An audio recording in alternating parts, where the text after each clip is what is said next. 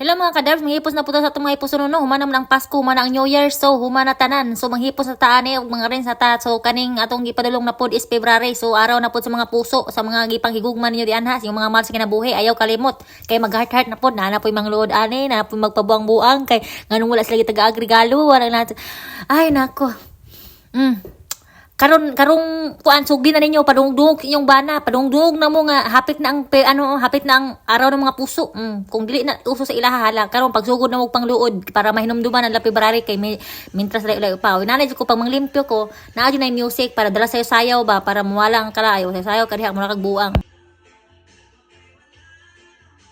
Actually, kani nga video, nanghipos ko ani atong 1 week pa na hitabo. 1 week pa ko nang hitabo nang nanghipos na nanglimpyo akong ipangkuha ning mga kuan. Sayon kayo mag-decorate, bla bla bla diyan ha. Pero ini panghipos pagkakapuya, dala tibuok balay akong limpyuhan para kausa na tanan ba o isahan na tanan o dayon mag-relax na dayon kadiyan ha. That's all, thank you, bye.